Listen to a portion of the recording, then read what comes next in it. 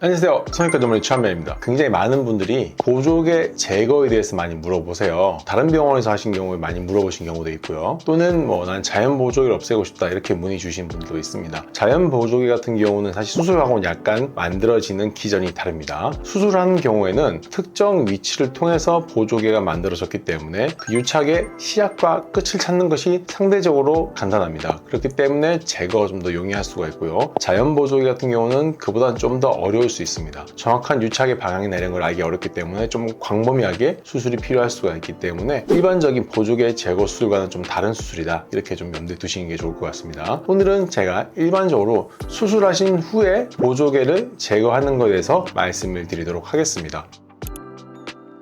자, 일단 보조개 원리부터 다시 한번 생각하셔야 돼요. 보조개를 어떤 분들은 아직도 입꼬리를 올리는 근육이 묶어준다고 생각하시는 분들이 있습니다. 그래서 보조개를 이렇게 입꼬리를 올리면서 힘을 주는 게 보조개 생기는 거다 생각하시는 분이 있는데요, 아무런 상관이 없는 내용입니다. 입꼬리를 올리든 말든 보조개는 상관이 없어요. 보조개는 제가 말씀드린 것처럼 음식을 씹을 때 모아주는 근육이죠. 우리 볼근이라고 하는 근육, 이렇게 빨아당길 때 쏙 들어가는 근육, 이 근육에 묶어준 수술입니다. 저한테 수술 받으신 분은 다 아실 겁니다. 제가 절대 하지 말라고 하는 4가지: 빨대, 담배, 웃는 연습, 입 크게 벌리기. 이 4가지가 가장 좋지 않죠. 즉 볼을 잡아당기는 게 다 좋지 않은 겁니다. 원리가 뭐다? 음식을 씹을 때 모아주는 근육에 묶어준 수술이다. 이거부터 먼저 염두에 두고 가야 됩니다. 자, 입꼬리 올린 근육 묶어준다? 한번 찾아보십시오. 한번 입꼬리 올리는 근육이 얼마나 작은지, 안면거상을 한 번이라도 하신 분들은 다 알 겁니다. 얼마나 그 근육이 작고 찾기가 어려운지. 사람마다 위치도 다르고 힘이 생각보다 강한 근육들이 아닙니다. 그렇기 때문에 이 근육을 정확히 찾아서 거기를 딱 보조개를 만들어준다? 힘들죠. 왜냐면 정확하게 그 근육의 위치를 찾아서 들어가야 되는데, 그러면 근육의 위치를 기준으로 갈지 원하는 보조개의 모양이나 위치를 기준으로 갈지 굉장히 애매모호해질 겁니다. 그렇기 때문에 입꼬리를 올리는 근육하고는 큰 상관이 없다, 이렇게 보는 게 저는 훨씬 정확하다고 생각합니다.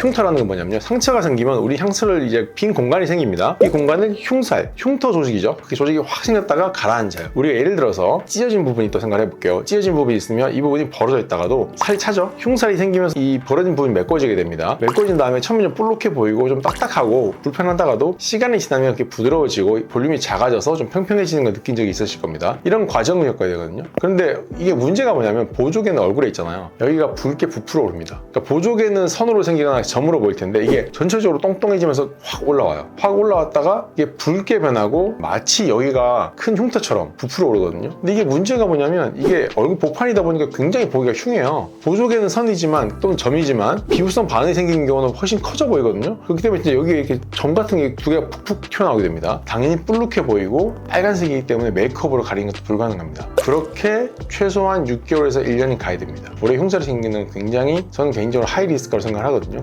때 하시면 안 되고요. 보조개는 음식을 씹을 때 모아주는 볼근하고 묶어주는 수술입니다. 그리고 이 보조개를 풀어주기 위해서는 모든 유착을 다 제거해야 되지만 다 제거할 수 없기 때문에 최대한 제거하기 위해서는 가장 중요한 거는 이 유착을 만드는 원인이 되는 실을 꼭 제거를 해줘야 되고, 그리고 실을 제거할 수가 없다면 이 유착을 만드는 입안에 있는 볼근의 상당 부분, 유착을 만드는 부분은 최대한 제거를 해주는 것이 좋은 결과를 위해서는 꼭 필요할 수가 있다. 이 점을 꼭 기억해 주시는 것이 좋을 것 같습니다. 자연 보조 같은 경우는 약간 이 수술을 좀 복잡하게 할 뿐이에요. 유착을 정확하게 찾기 좀 어려울 뿐이지만 유착을 좀 최대한 찾아서 그 유착을 풀어주고, 필요하면 지방이식이나 필러 넣어서 좀 유착을 띄워주고 이런 방식으로 약하게 해줄 수가 있으니까요. 한번 상담을 먼저 받아보시고 내가 가진 자연 보조개든 수술한 보조개든 어떤 방식으로 좀 개선시킬 수가 있을지 상담 받아보시는 게 좋을 것 같습니다. 자, 오늘 동영상 봐주셔서 감사하고요. 자, 그러면 다음에도 좋은 정보로 여러분을 찾아뵙겠습니다. 감사합니다.